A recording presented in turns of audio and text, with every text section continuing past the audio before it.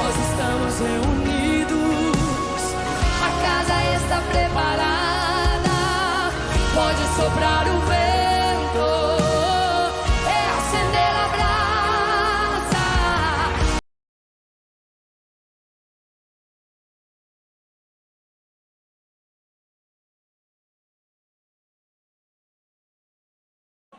Glória a Deus. Vamos nos pôr de pé?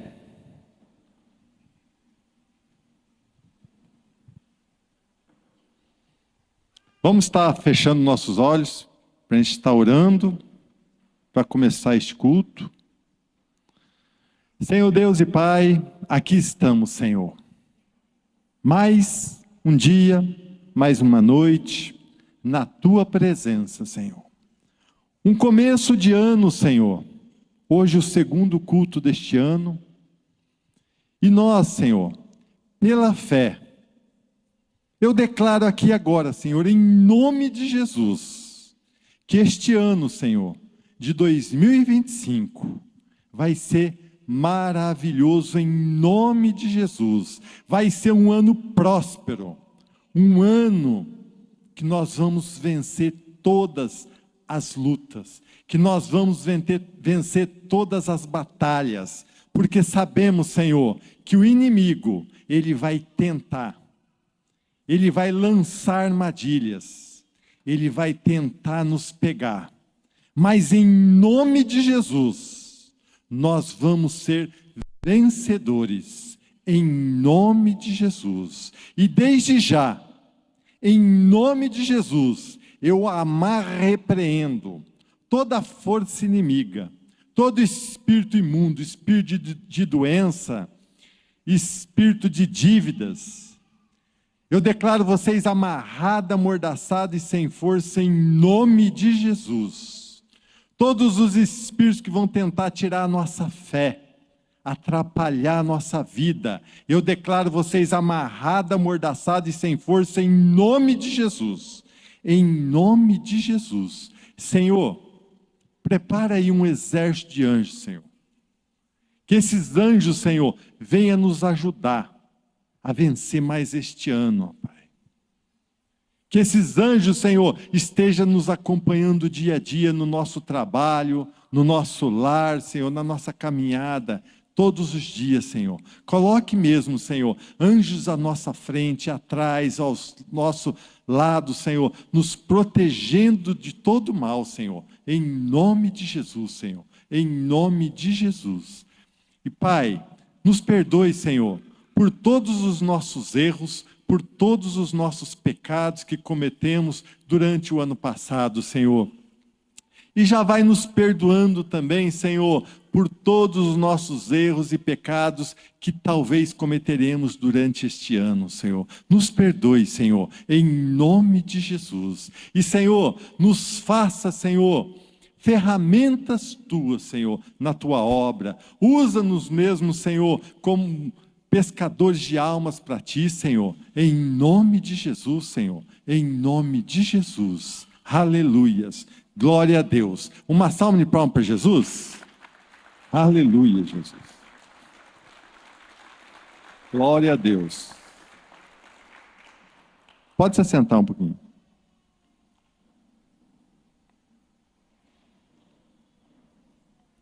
Ô Su, põe para mim 1 Pedro 5, do versículo 8 ao 11.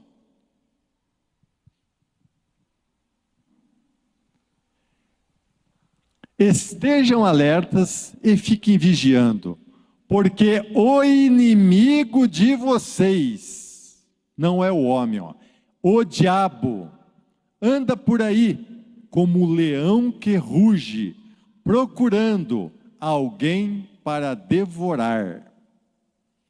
Fiquem firmes na fé e enfrentem o diabo, porque vocês sabem que no mundo inteiro os seus irmãos na fé estão passando pelos mesmos sofrimentos.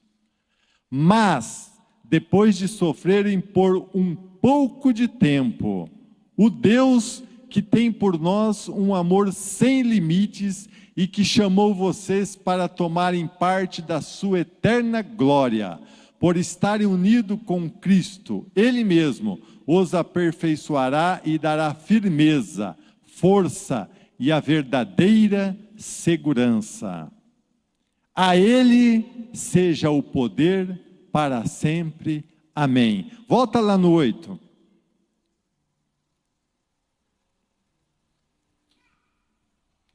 Estejam alertas e fiquem vigiando, porque o inimigo de vocês, o diabo, anda por aí como um leão que ruge, procurando alguém para devorar. Então vigie, irmãos. Um ano se passou, tivemos lutas, mas vencemos. Agora se inicia um novo ano. E com certeza, o inimigo de vocês, o nosso inimigo, o diabo, ele vai nos tentar. Ele vai tentar te ferir. Ele vai tentar tocar nas tuas finanças. Ele vai tentar destruir o teu casamento. Ele vai tentar atrapalhar a tua vida em todas as áreas, irmãos. Então vigie. Se apega mais com Deus. Porque está na palavra de Deus isso, está na Bíblia. O inimigo de vocês, o diabo, ele anda por aí, como um leão que ruge, procurando alguém para devorar. Ele não está procurando um mais gordinho, né? Ele está procurando aquele que tem falhas, aquele que está em pecado, aquele que deixa Deus de lado e dá valor às coisas do mundo. Então, por isso, a gente sempre fala aqui em cima desse altar. Se apegue mais firme com Deus. Dê preferência às coisas de Deus. Porque a volta de Cristo está próxima. Os sinais estão aí, só não vê quem não quer. Jesus está voltando, irmãos. E ai daquele que ficar. E mais um ano se inicia, Satanás vai estar procurando brecha na tua vida, basta um furinho do tamanho de um buraquinho de uma agulha lá, para ele começar a abrir este buraco e tocar em tua vida. Então peguem mais firme com Deus, irmãos, procura não faltar nos cultos, ora mais, levanta cedo, faz igual nós fizemos no quinta-feira retrasada, nós fizemos aqui, né? Convida Jesus para estar na tua vida, no teu casamento, no teu trabalho, no teu dia a dia. Porque Jesus estando em nossas vidas, quando a gente precisa do milagre, Ele está lá para fazer o melhor. Amém? Glória a Deus. Vamos nos pôr de pé novamente? Feche seus olhos novamente. Erga a tua mão direita em forma de recebimento, assim, com a palma da mão para cima.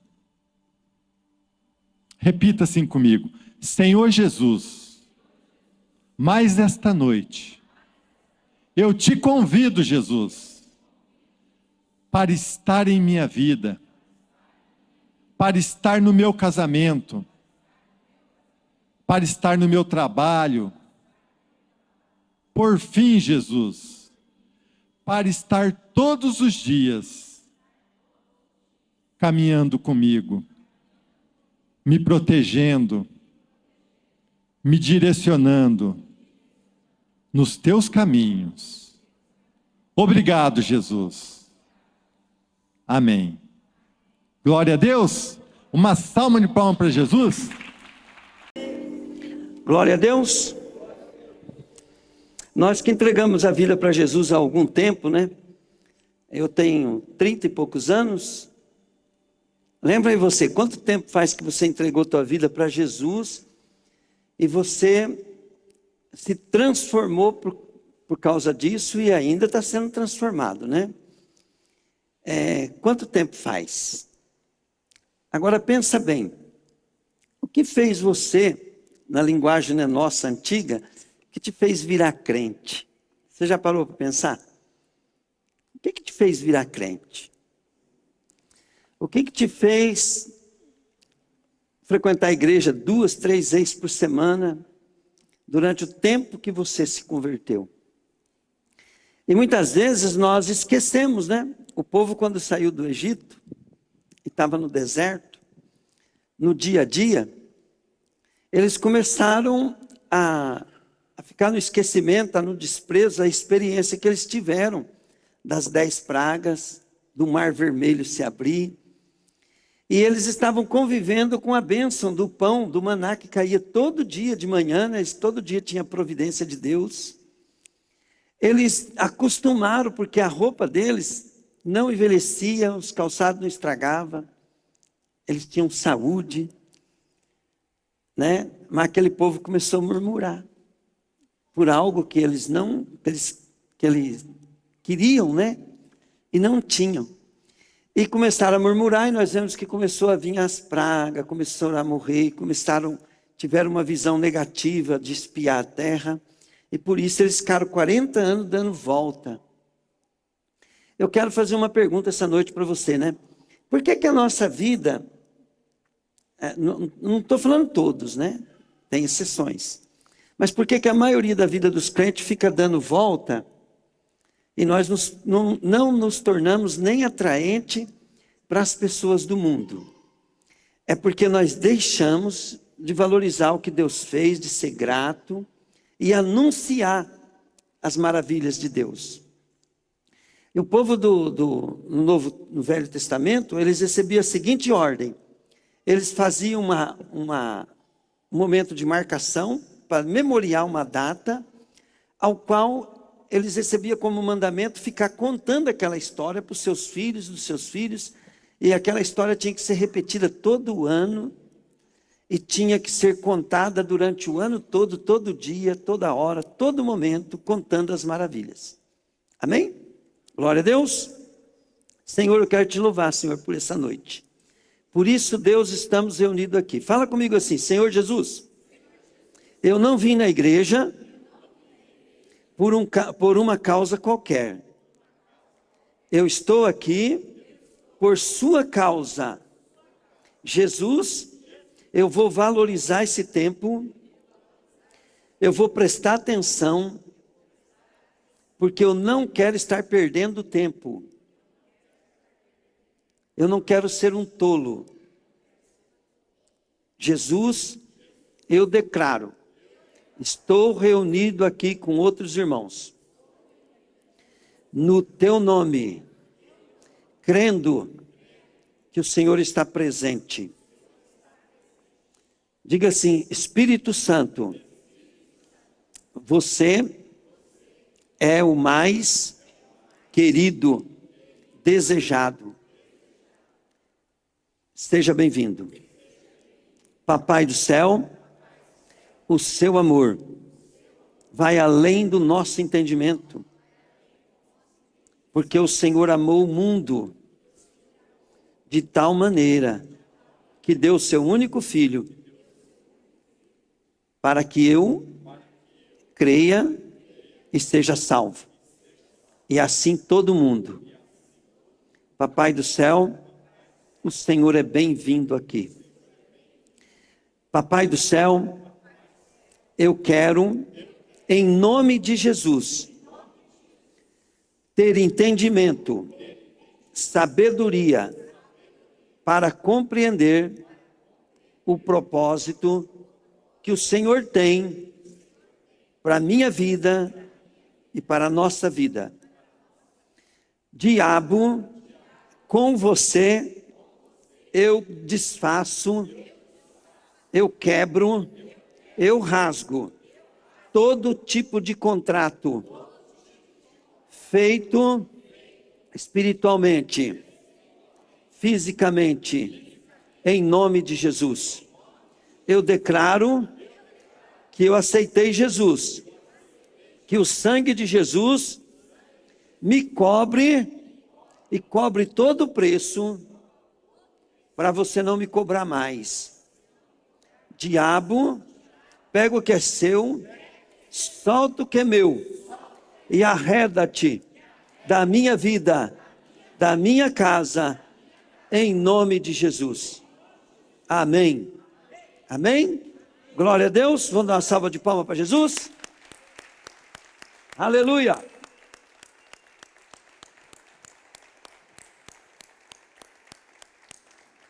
Agora, mais uma vez, estenda as suas duas mãos assim, tá?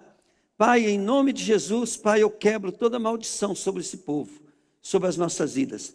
Declaro agora, Pai, que a obra de feitiçaria, bruxaria, olho gordo, inveja, ciúme, maldição familiar, ó Pai, enviado do inferno, Pai, que tudo caia por terra, em nome de Jesus. Em nome de Jesus.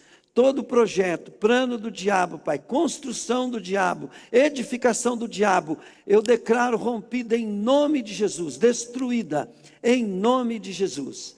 Deus, eu abro, Pai querido, as nossas vidas, Pai, coloco nas tuas mãos, Pai, para que o Senhor entre, Deus, entre, Pai, entre, Deus. Nós já cantamos aqui, Pai, Tu és bem-vindo aqui, a casa é sua, pode entrar. Deus, o Senhor sabe, Pai, que desde o início, Pai, antes de começo de qualquer coisa, esse lugar, Pai querido, ele era dedicado a Ti, Deus. Foi comprado para Ti, Deus. É Teu, Pai. Por isso eu digo para o diabo, arreda-te. E digo para os Teus anjos, Pai, venham em nome de Jesus. Halamara kadashui timis.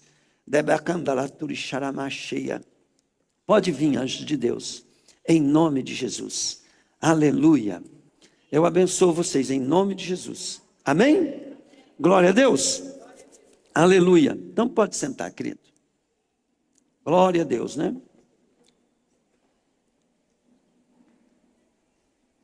Diga assim comigo, para Deus me ter, para Deus me possuir, Ele teve que me comprar.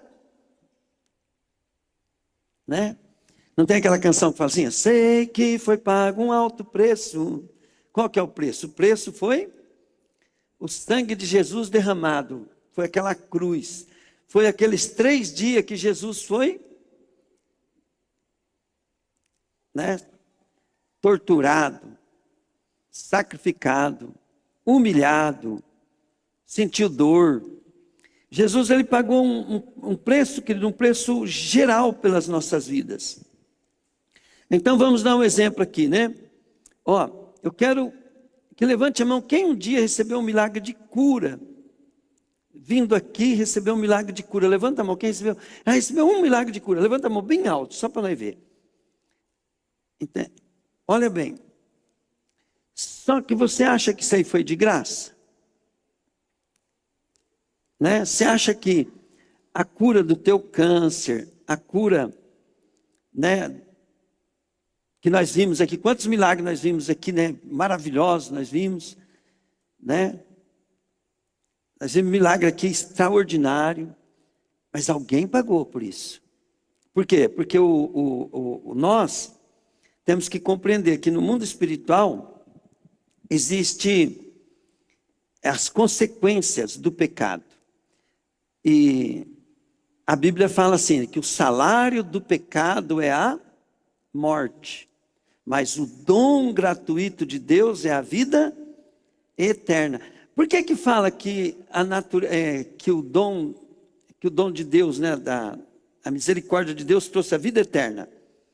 Então, por exemplo, o salário do pecado é a morte. Então Jesus morreu para que eu tenha vida. Então eu vou ficar doente, né? Todos nós ficamos doentes. Mas Jesus, ele ficou doente para nos sarar. Jesus foi ferido para que eu fosse curado.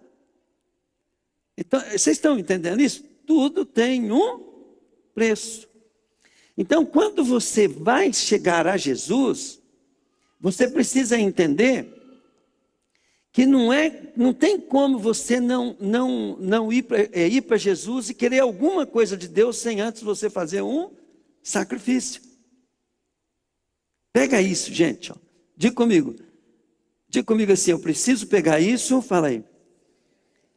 Porque é princípio espiritual. Pegaram? Então vamos dar um exemplo assim, né? Quando Jesus ele pede para nós entregar a vida para ele, você precisa compreender isso. Ele fala de aliança. Ó. Hoje nós vamos cear, né? O que é a ceia? A ceia é uma cerimônia da aliança que nós fazemos com Jesus. O que é um casamento? A Bíblia diz que é muito parecido com o casamento. Olha bem, o casamento é assim. A mulher se dá para o marido e o marido se dá para o esposo e os dois se tornam uma só pessoa. E por que é parecido o casamento com o nosso relacionamento com Cristo? Porque quando eu entrego a minha vida para Jesus, eu tenho que me tornar uma só pessoa com Ele também. Por isso que nós somos cristãos. Eu me torno uma só pessoa com Ele. E se eu viver só para agradar a Cristo, Cristo vive em mim só para me agradar. É uma aliança, é uma troca. Então, se eu viver só para agradar a Cristo, aí tudo que eu vou fazer, entende? Cristo vai me agradar.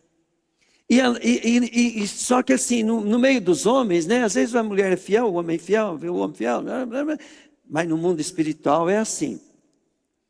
Primeiro Deus, Ele deu o maior sacrifício que tinha para que nós nos tornasse filho. Para eu ser filho de Deus, Deus deu Jesus. Eu aceito Jesus, né? Eu me torno filho de Deus. Só que eu tenho que ser parecido com Ele. Para que eu seja parecido com Deus, eu tenho que fazer uma aliança com Jesus para viver a minha vida para agradar a Jesus. E aí Jesus vai, como Ele conquistou todo o poder, a autoridade, Ele vai viver para me agradar. Esse é o segredo, gente. Esse é o segredo. E qual que é o trabalho do diabo? O trabalho do diabo é usar as pessoas, nós mesmos, contra nós mesmos, né? Porque, diga comigo, obra. Qual que é a obra do diabo? A obra do diabo é algo que o diabo nem precisa estar ali. Então é igual assim, ó, vamos dar um exemplo. Tirar o povo do Egito foi fácil. Mas tirar o que o Egito fez na alma daquelas pessoas, nem Deus conseguiu. Nem com os milagres, nem com o poder. Por quê? Porque dependia das pessoas mudar a maneira delas pensar sobre as coisas. Então, aonde é que nós estamos errando? Diga comigo, aonde eu estou errando? Aonde nós estamos errando? Nós estamos errando, querido, porque nós não crescemos espiritualmente. Nós queremos que Deus viva para nos agradar. Isso é coisa de criança. Criança. Nós precisamos crescer. Crescer como filhos de Deus. E para crescer como filho de Deus, aí nós começamos a viver não mais para agradar a nós. Nós vivemos para agradar a Cristo. E Cristo vai fazer de tudo para me agradar. E no processo tem uma coisa que eu quero pregar hoje, que é sobre como que nós podemos viver uma vida extraordinária. Né? A primeira coisa que eu quero descobrir, que eu quero que você saiba é o seguinte: você entrega a vida para Jesus, Ele te salva. Então, só para você lembrar, eu vou contar o meu testemunho, mas ele é igual ao teu. Quase todo mundo é igual. Quando eu vim para Jesus, eu estava com a minha alma destruída. Eu lembro quando eu atendi a primeira vez a Suzana, né? A Suzana totalmente com a alma destruída, uma depressão, né? Pensa que situação. Não tinha nem jeito de fazer nada para ela. Eu falei, só frequenta o nosso ministério, né? Ela começou a frequentar. E foi uma luta, porque ela já era de outra igreja, né? Então mas aí o Edmar estava rebanhando o povo, estava bem.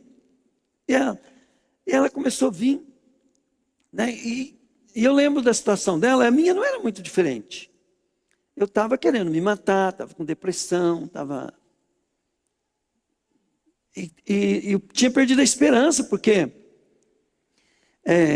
o orgulho do homem é trabalhar para ter sua casa, seu dinheiro e sua segurança, né, futura. Então a gente tem que ter uma reserva. Todo homem, se ele quiser tem uma mulher que fica descansa, tudo, ele sempre tem uma reserva financeira, ele sempre se mostra apto para poder tomar conta de tudo. Isso é o melhor que nós podemos dar para nossa esposa. Nenhuma esposa foi feita para poder tocar a casa da gente. A esposa é companheira. As mulheres que estão me ouvindo aí, né? Diga aí, estou certo ou errado? A mulher pode trabalhar, ela pode prosperar, mas ela não quer ver que o marido depende dela. Se o esposo depender dela, então essa é uma coisa que todo homem deve orar, buscar, pegar firme, fazer a sua economia da tua casa, e bem, né? E bem, não é o tanto que ganha, é sempre o que eu ensino. Você tem que administrar bem o pouco que ganha. Tua esposa, se você ganhar R$1.000 por mês, e souber lidar com finanças, souber conversar com a tua esposa, souber administrar aquela finança fazendo o dinheiro da esposa, já vai ficar tranquila. Porque se você começar a criar uma maneira de ganhar dinheiro, que você começa a ter que ganhar mais dinheiro, né? Isso não é bom nem para o homem nem para a mulher, cria um fardo, né? Para carregar. Estou certo ou errado, Edson? Certo, né? O Edson, é bom que ele julga se eu estou espiritualmente, né, na linha. Mas é assim que funciona, né? Então um homem que toma posição de homem, ele sempre quer ter uma reserva, ele sempre quer que o salário dele sobra. Ele pode ganhar milão, mas ele está mais preocupado com a sobra, entende? Com a sobra, do que se o dinheiro vai dar ou não. Então, se no meio de vocês tem gente que está igual essa geração aqui, que vai gastando tudo, querido, você está ferrado. Você está fora dos propósitos de Deus. Porque aliança é isso. Agora, uma coisa que eu quero que você entenda. Quando você vai para Jesus, agora nós somos a noiva. Nós somos a esposa. E Jesus, ele sempre quer, querido, que você esteja seguro, tranquilo. Igual nós temos que deixar a nossa esposa, nós precisamos buscar a confiança e a segurança em Jesus também.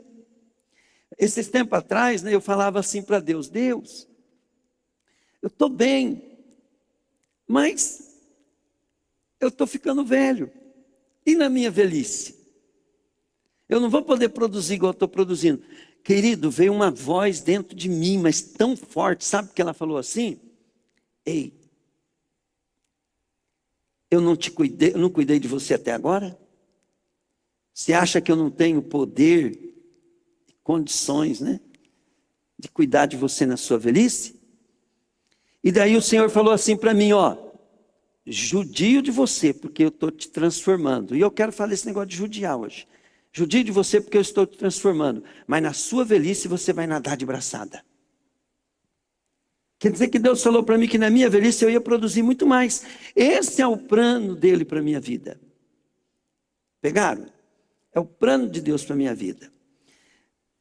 Mas eu preciso simplificar isso aí. Por que eu falo assim para as pessoas? Só frequenta a igreja.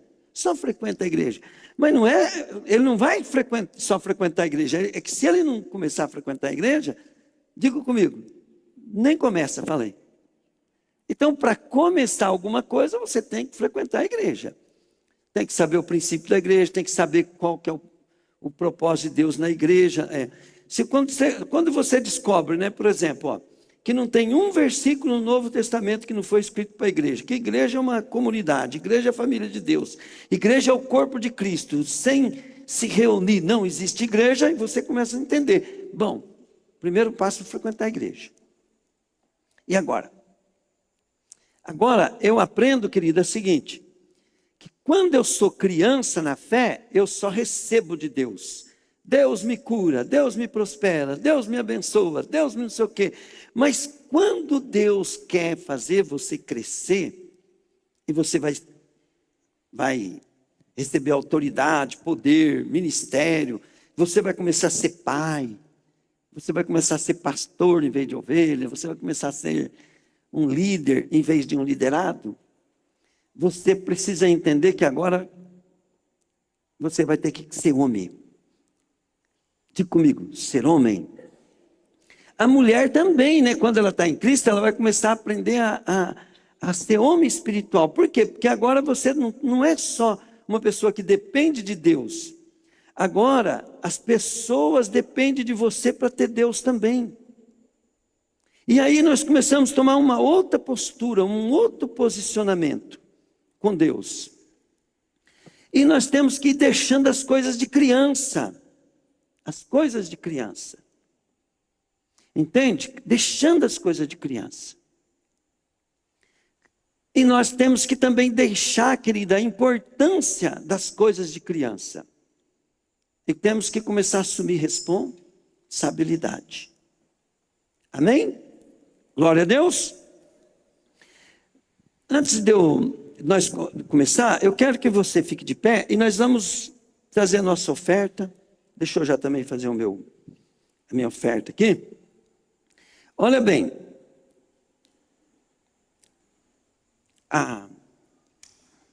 Quando nós vamos, diga comigo, tudo que eu for fazer com Deus.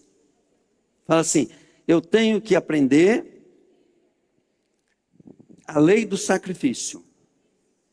Então, tudo que eu semeio, eu colho, né? Só que a Bíblia diz que fala assim, tudo que se faz sem fé é pecado. Agora, preste bem atenção. Fé não é uma coisa para você sentir pecado porque você não tem ela. Quando você não tem a fé, a Bíblia fala assim, a fé vem pelo ouvir, e o ouvir a palavra de Deus. Então, sabe por que você não tem fé? Por que eu quero dizer para você? Você vai vir aqui e vai continuar fazendo o que você fez no ano passado. Você vai entregar aqui, Deus, eu estou te dando dinheiro, Deus. E eu quero dinheiro. Eu estou plantando dinheiro, então eu quero colher dinheiro. Só que você vai conversar com Deus como pessoa adulta, não como criança. Agora, preste bem atenção. Na hora que você está falando isso, o que você tem que aprender com o teu pastor? Que o porquê Deus vai te dar aquele dinheiro, ele precisa ser coisa de pessoa adulta. Porque se você tiver um coração de criança, você está falando assim, Deus, eu quero dinheiro. Deus vai dar o dinheiro de criança para você.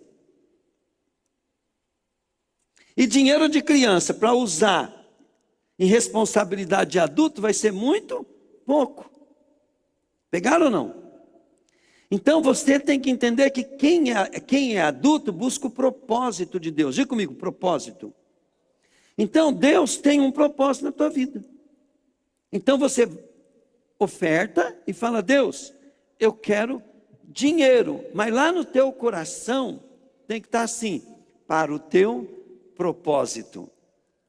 Porque as coisas de criança, nós nunca vamos perder diante de Deus. Por exemplo, o Juba está ali com o filho e a nora. E o neto. Hoje, a nora, e o coisa chega lá na casa do Juba, né? É a mesma coisa que quando era criança, não é, Juba? Pode mexer na geladeira, pode pegar as coisas. Então, não perder o direito, nunca vai perder o direito de filho, de criança. Então, querido, se você quiser só as coisas de criança, Deus vai dar coisa de criança. Mas você tem que parar com isso. Então, agora olha bem. Os meus filhos, quando chegam em casa hoje, sabe o que eles fazem? Eles vão lá no mercado, eles compram tudo, né? E compram tudo para me agradar. Esses dias atrás, né, minha filha estava em casa lá, né? E a minha filha falou, o senhor não tem uma Alexa, pai? Não. Ela falou, o meu menino aqui, pai, ele fala, Alexa, amanhã você me acorda a tal hora. Alexa, e lá em casa nós põe, Alexa, acende a luz. Alexa, não sei o quê. Eu falei, filho, eu nunca vi falar disso. Mas agora o senhor vai ter uma. Papai entrou lá, comprou, daí uma semana chegou uma Alexa lá em casa. E dá boa ainda. Não aprendi a lidar com ela, não. Mas a Rose todo dia vai lá, Alexa, vai chover ou não? E a Alexa fala. Né? Então, as coisas começam a mudar, a gente começa a tratar Deus diferente. Por quê? Porque agora você já é adulto. Entende? Quando você cresce, você vem ofertar na casa de Deus, né, como adulto. A Bíblia fala, né, por que os irmãos, né, que veio de Abatiá aqui, ó, trabalharam uns par de dias aqui, ó, batendo para deixar o ministério mais bonito? É porque existe um princípio na Bíblia, né, porque Jesus ele diz que todo o Velho Testamento ele é para levar em conta para você aprender a fazer as coisas para Deus. Entende? A lei de Deus nunca muda, aprende. Esses dias eu estava ouvindo lá Deuteronômio lá em casa, né? E eu estava lá ouvindo lá, falei, Deus, né? Eu preciso ouvir mais, né? Porque ali explica o que a gente faz. E uma das coisas, né, que teve mais crise no Velho Testamento lá foi o povo começar a cuidar mais da sua casa do que da igreja, da casa de Deus. O templo estava meio abandonado, faltava dinheiro, faltava recurso. E a casa dos caras bem cuidada. Então, na Bíblia ensina que primeiro é a igreja, porque eu estou plantando para Deus. Aí, consequentemente, eu vou ter uma casa maravilhosa, vou ter tudo, né? Um dia chegou um profeta lá em casa, eu morava em casa alugada, né? E o profeta falou assim, assim diz o Senhor, porque você primeiro, antes de comprar a tua casa, você quis comprar a minha casa. E antes de eu ter a minha casa, você vai ter a tua, e vai ser casa boa. Glória a Deus. Então, porque olha bem, eu me preocupava em comprar o lugar para o ministério, a minha casa não me preocupava. Então, quando o rei Davi, né, quis fazer o templo de Deus, né, primeiro, e Deus falou para ele, faz tua casa primeiro. Mas se ele quisesse fazer a casa dele primeiro, o que Deus iria fazer? Não, você vai fazer a minha casa primeiro. Então, todos nós temos que pensar primeiro em Deus, porque daí nós estamos plantando. Tudo que eu planto, eu vou colher. Amém, querido? Então, sai do teu lugar agora, traga a tua oferta aqui e fala assim para Deus, ó Deus, eu estou plantando dinheiro, quero receber dinheiro. Quem não tem fé, não precisa vir, tá, querido? Quem não tem fé, quem não acredita no que a gente está falando, não vem. E não se sinta culpado, não se sinta humilhado por causa disso. Tá? Porque eu quero que você se sinta assim, Deus, me dá essa fé, porque eu quero ser transformado. Amém, querido? Amém? Ó, nós como homens, né, a nossa esposa pode estar fazendo o melhor dela, e nós podemos não estar fazendo a nossa parte. Mas Deus como esposa, nós podemos estar fazendo a nossa parte e descansar que Deus vai fazer a parte dele. Amém, querido? Mais uma salva de palmas para Jesus, então. Aleluia.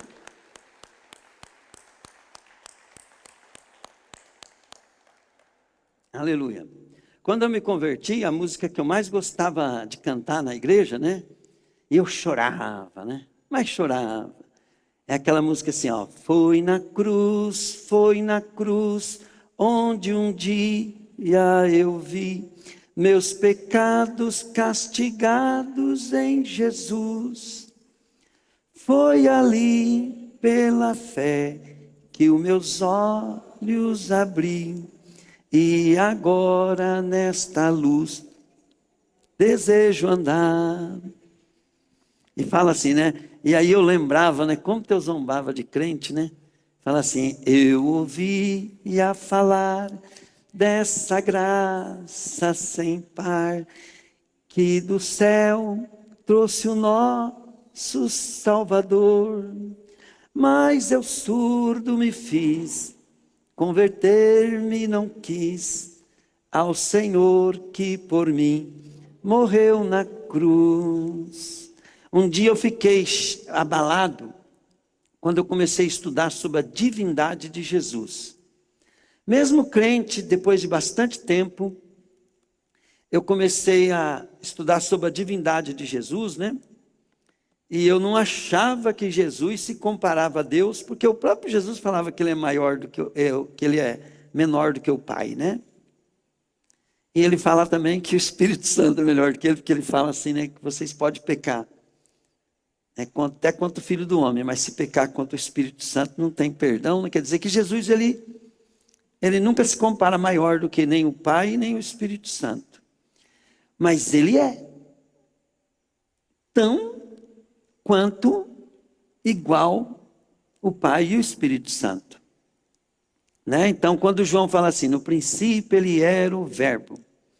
O Verbo era, vamos gente, fala comigo, Deus. E quando eu estudei, né, bastante, né, os irmãos batistas que pregam muito sobre isso, que fala assim, e o Verbo era Deus e tudo foi feito por ele, por meio dele e para ele foram feitas todas as coisas. Daí eu comecei a pensar, poxa, então vale a pena proclamar o nome de Jesus, vale a pena. Por quê? Porque Jesus, olha bem, tudo foi feito por ele, sem ele nada se fez, tudo foi feito por ele, sem ele nada se fez. Quer dizer, quem que fez eu? Quem que te fez? Quem fez o céu, a terra, o mar, quem que fez?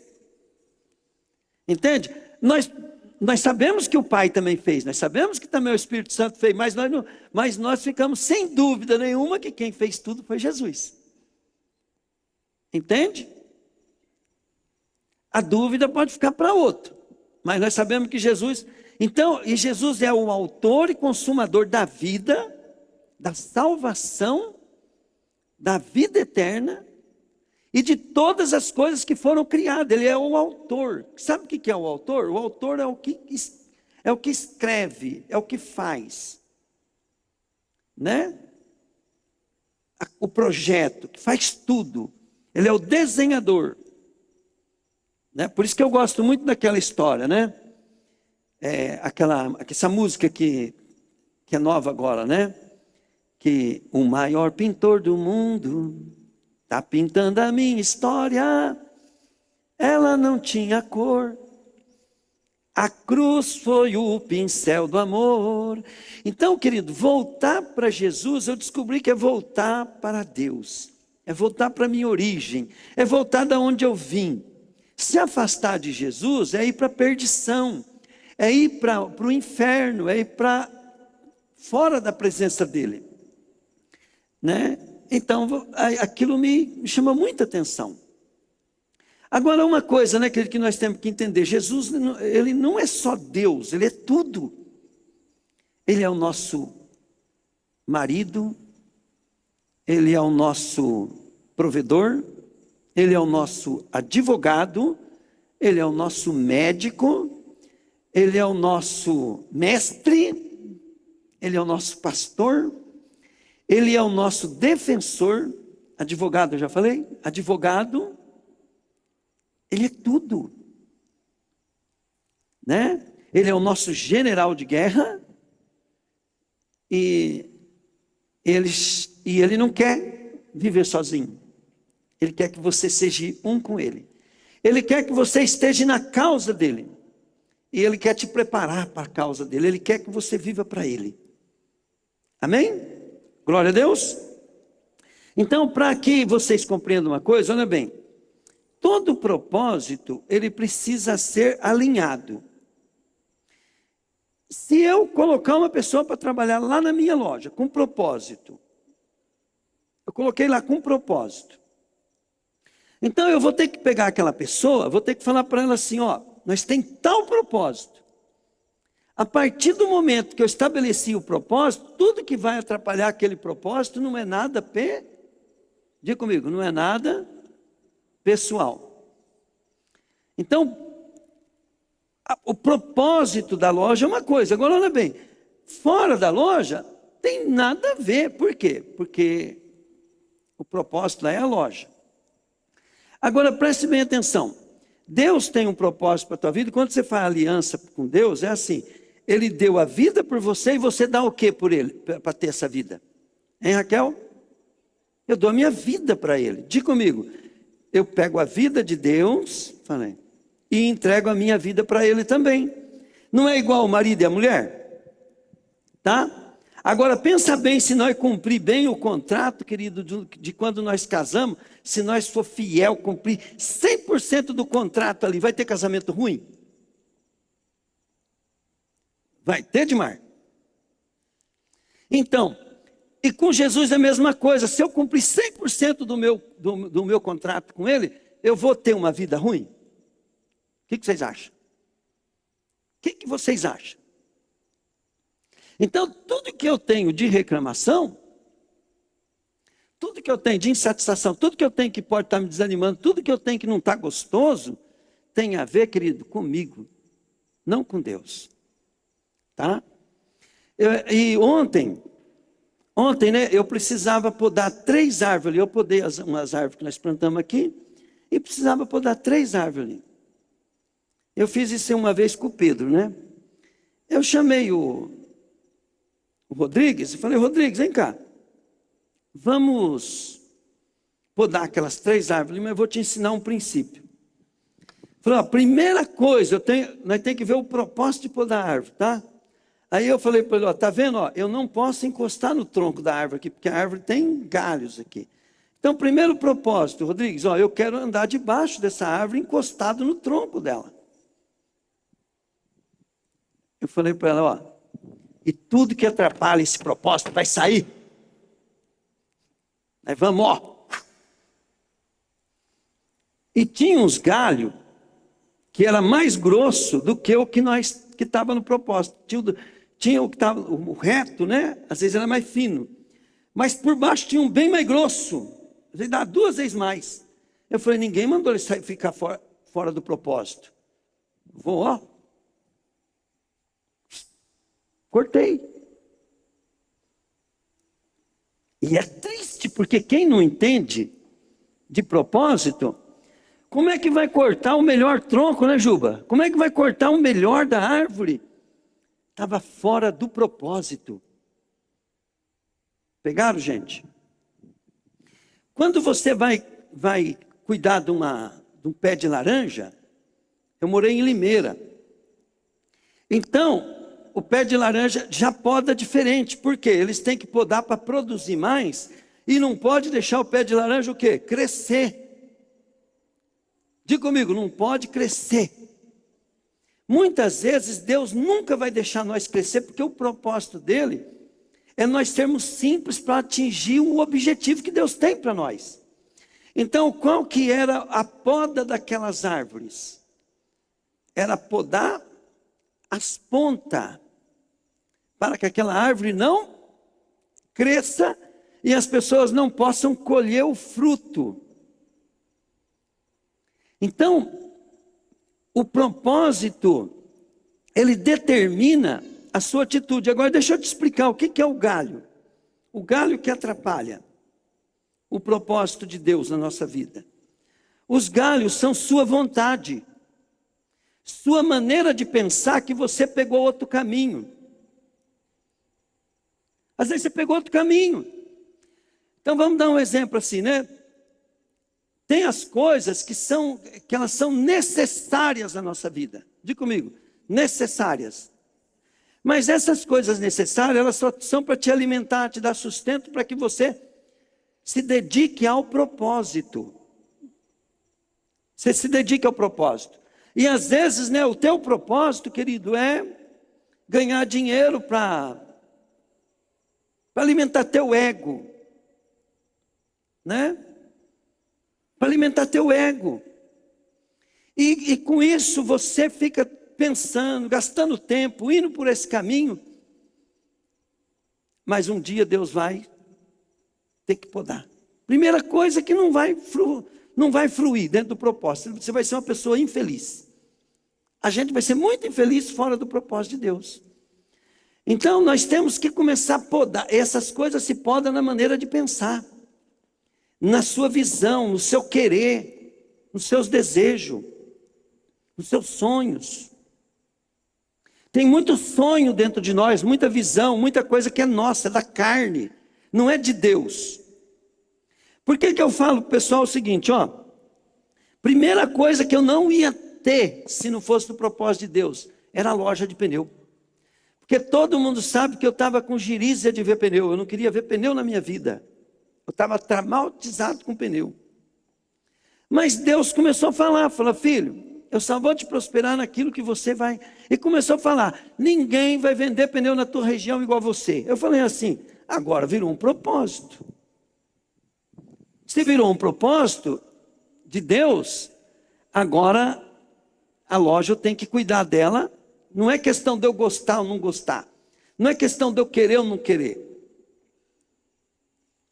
Pegaram? Tem muito propósito que Deus não tem na tua vida. Então você chega e vai orando, vai pedindo, e Deus, eu vou te dar. Porque Deus... Agora tem gente não. Tem gente que nasceu no ventre da mãe com um propósito. Esse está perdido.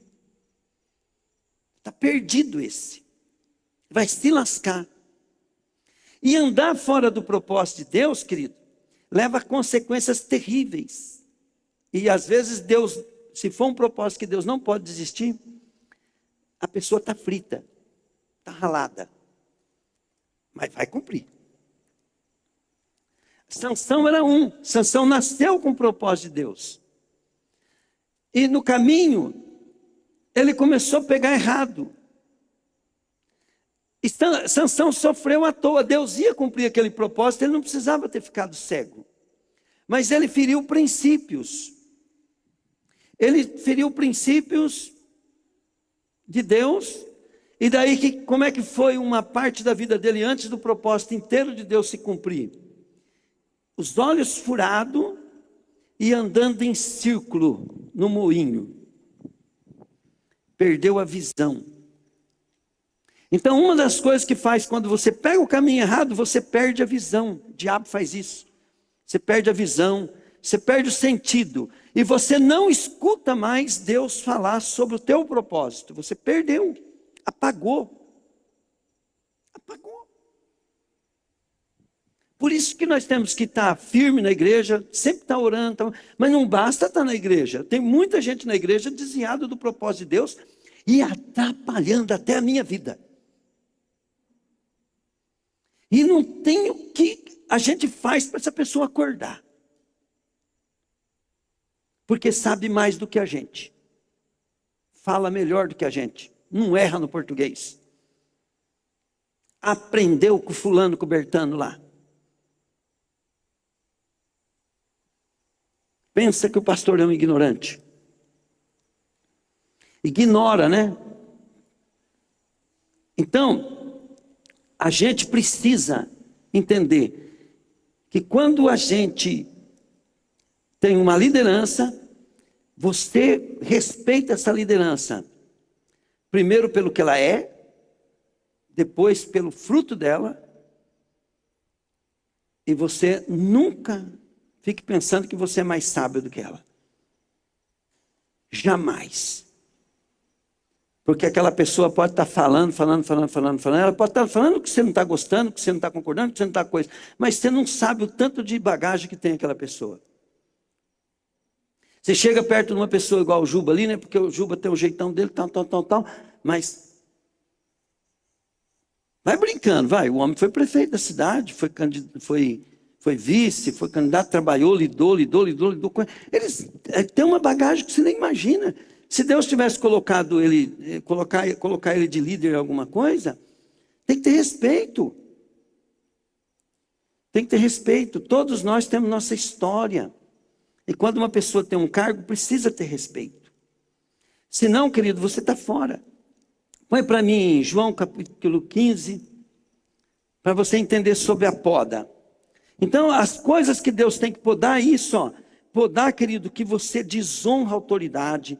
Deus tem que fazer você honrar a autoridade. Senão você... E se você pegar, querido, quem vai ser humilhado é a pessoa. Você desonra o seu salário. Vai perder até o seu salário. Você desonra, querido, o teu posicionamento na igreja, na sociedade e na casa. Perde tudo isso. Porque uma pessoa, querido, quando ela perde o status dela financeiro, o status social dela, quando ela perde o status financeiro e social dela, ela pode estar sendo podada. Se ela estiver sendo podada para produzir mais fruto, beleza. Ela vai produzir muito mais fruto. Mas para você não ser podado, querido, de uma maneira drástica, para você ser humilhado, igual fez Sansão, foi humilhado, né? Deus cumpriu o propósito dele, mas Sansão foi infeliz. E para você não ser humilhado, querido, você precisa começar a entender a arte da poda. E Deus manda você podar, você fazendo sacrifício. Sacrifício, sacrifício, sacrifício. Eu lembro até hoje, né, que eu aprendi que tinha que honrar o pastor meu, né? Porque o meu pastor é meu pastor. E o meu pastor tinha uma luta muito grande comigo, porque eu não estou falando que, não estou afirmando isso, né? Mas na cabeça de todo mundo, eu buscava mais a Deus do que os meus pastores. E ele tinha uma luta muito grande com isso. Porque quando você tem um membro na igreja que busca muito mais a Deus do que o próprio líder, ou o líder vai ficar admirado e empurrar ele, né? Igual o pastor Vanderlei fazia, ou o líder vai ter muita luta para lidar com aquilo. Vai ser difícil, né? Porque a pessoa quer do jeitinho dela, né? E do jeitinho, às vezes ninguém consegue fazer igualzinho, né? Então o que eu fazia? Eu era um puxa-saco do pastor para o bem dele. Mas puxa-saco mesmo dele, para o bem dele. E eu lembro até hoje, quando saiu o celular, pensa uma coisa cara, querido. Quem lembra quando lançaram o celular? Primeiro lançou aquele coisa, né? Depois veio aquele Nokia pequenininho assim, ó. E eu doido para ter um celular daquele. O Espírito Santo falou para assim, ó, primeiro para o teu líder. Ele não tem. E ele ia demorar muito para ter. E eu precisava ter, né? Porque eu já tinha loja. Eu precisava ter o celular. Eu fui lá na Colombo, lembro até hoje. Comprei o celular lá em 4 prestações, né? Dei para ele e fiquei orando e buscando para mim comprar o meu. Depois comprei o meu. Tudo por quê? Porque eu precisava cumprir princípios. Se eu saísse dos princípios de Deus, eu ia colher. Eu ia colher também. E posso falar uma coisa para você? Eu falo muito bem dos meus acertos. Mas eu fico orando a Deus. Eu falo, Deus, por que eu ainda sofro nessa área?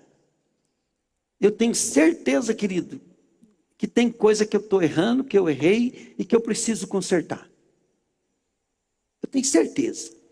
Porque ninguém colhe coisa ruim sem ter, diga comigo, maldição, sem causa, não prospera. Aí eu fico perguntando sempre para Deus, eu falei, Deus, a culpa é minha. E quando eu descubro algo, querida, ao invés de eu ficar humilhado, o que eu fico? Eu fico honrado. Eu fico feliz de descobrir. Qual que é o problema das pessoas? As pessoas, mesmo ele tendo um líder que fala, ó, seu defeito está aqui, ó, corrige isso. Ele não deixa nem o líder falar. Não, eu não tenho esse problema. Eu não tenho inveja, eu não tenho orgulho, eu não sei o quê, eu não sei o quê, eu não sei o quê. E vai lá, e em vez de confessar o pecado, que é de buscar a Deus a misericórdia, vai estudar. Como é que resolve aquele problema, não sei o quê, e aumenta o orgulho. Não sarou a semente do mal. Pelo contrário, alimentou ela mais ainda. Primeiro a gente confessa o pecado e deixa. E na hora que você começa a viver o dia a dia, Deus vai te dando sabedoria para você. Então hoje eu escuto assim os caras falando em técnica de conversa. Tem um cara na internet lá, né? Que ele fica analisando as conversas do Pablo Marçal, a conversa do Silas Malafaia, dos repórteres da Globo e tal, e pá. E o cara vai explicando tudo que eles usam técnica, né? Naquele debate mesmo lá, tudo ele vai explicando, tudo técnica de conversa, né? Eu aprendi tudo aquilo. Eu abomino isso. Eu me senti enganado o dia que eu estudei isso. Porque eu vi, querido, que os meus pastores, alguns clientes muito sábios, algumas pessoas bem estudadas, eu passei a vida sendo manipulado por técnica de diálogo.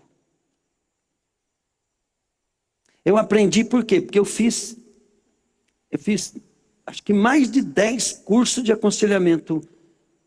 Só que eu falava assim, eu não vou perder a minha ignorância, a minha simplicidade que faz eu ser puro de coração diante de Deus. Não vou querer aprender a falar certo, usar técnica para poder manipular os outros. E eu falava para Deus, eu quero é o poder de Deus. Poder de Deus, querido, que quando eu estava perto da irmã Clara, pegava eu que lhe fazia eu chorar e urrar. Era isso que eu queria. Eu queria o poder de Deus, querido, de Deus operando na minha vida, eu sendo um analfabeto, um ignorante, um xarope, um chato, que ninguém gosta, e prosperando e sendo um homem abençoado, cheio do Espírito Santo. Eu não quis ser manipulador, porque eu não gostei de ser manipulado. Não tenho nem prática nisso. Usei algumas vezes para salvar a vida, em alguns aconselhamentos. Usei técnica.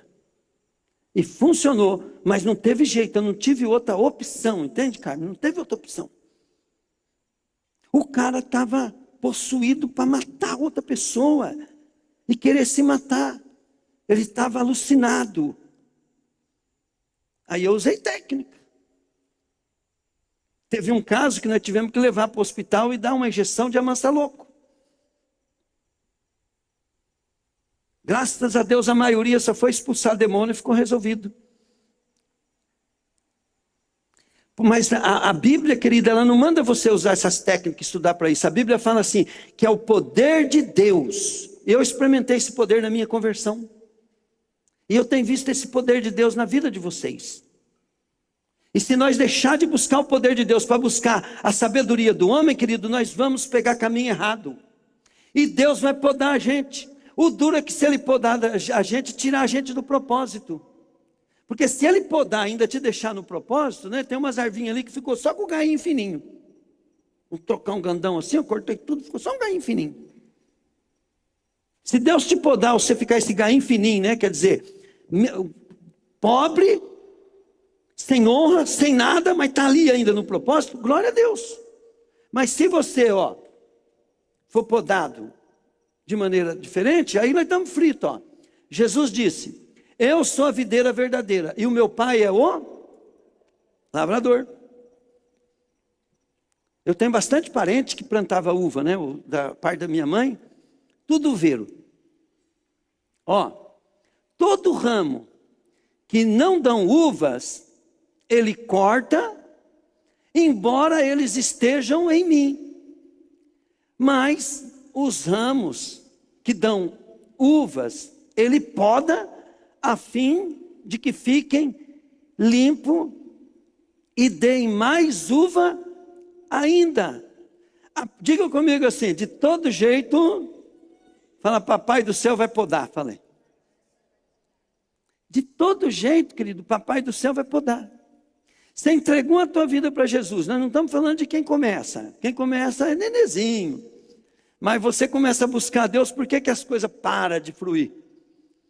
Porque você começa a andar em propósito. Então, olha bem, né? Nós plantamos as oliveiras aqui na frente. E eu falei para os irmãos, vamos esperar 1 mês para nós podar. O cara que mais entendia de uva, né, eu vi na internet, é um cara que viveu 1500 anos antes de Jesus. Então, é Pitáfaro, parece. Não sei quantos anos viveu antes de Jesus. Então, diz que ele falou assim, se você quiser que a oliveira, dizer para a oliveira, dá fruta, você ara a terra. Se você quiser dizer, exclamar, né? Clamar, né? Para a oliveira, exigir, né? Que a oliveira dê mais fruto, então você aduba a terra. Ara, depois aduba. Ele falou, mas se você quiser, né? Que a oliveira exagere de tanto da fruta, você poda a oliveira. Então, mesma coisa Deus conosco.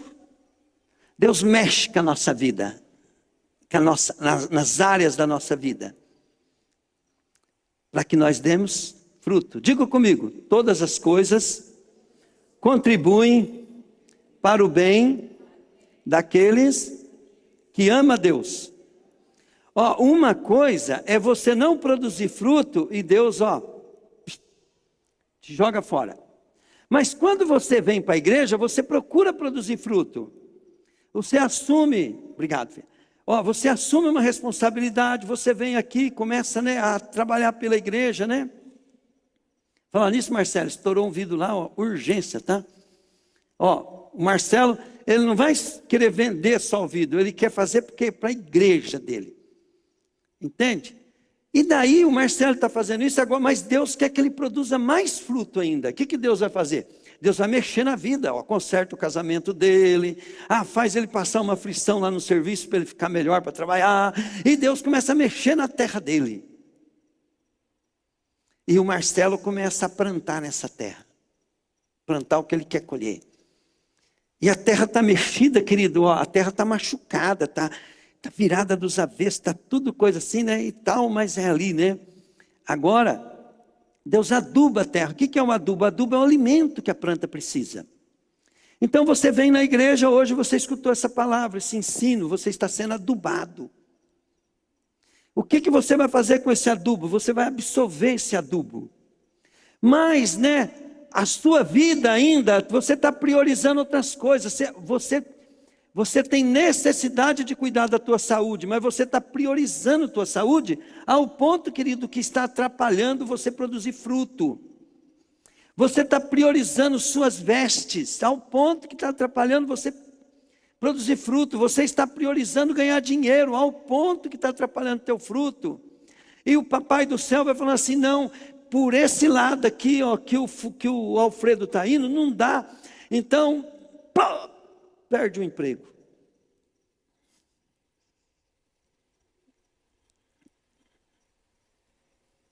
Né? Podou. Agora, o Alfredo fala, não, mas o propósito de Deus para a minha vida é tal coisa. Então, eu vou buscar.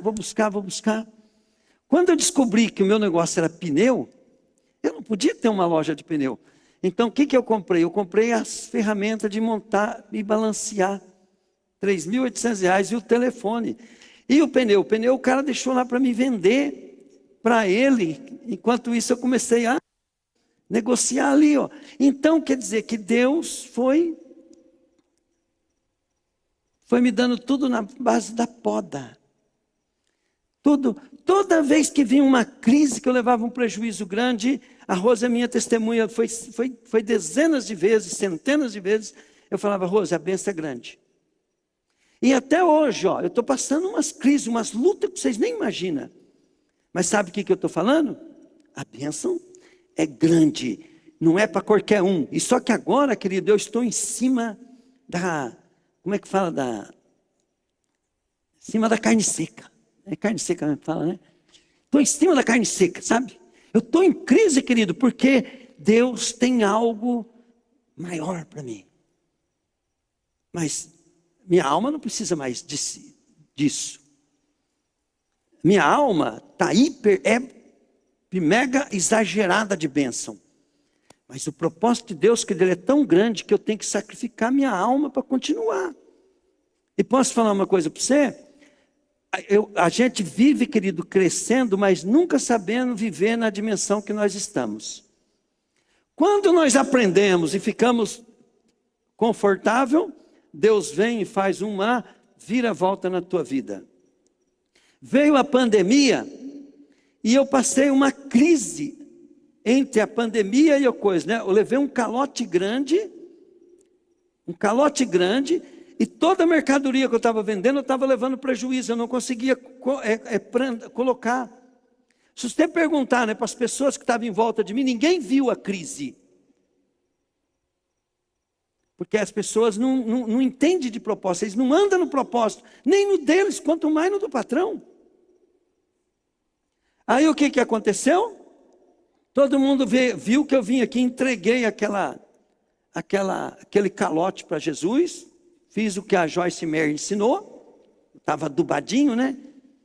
Estava adubadinho, sobre sacrifício, entreguei aquilo para Deus, fiz mais outras coisas, né? Que vou contar que demora muito.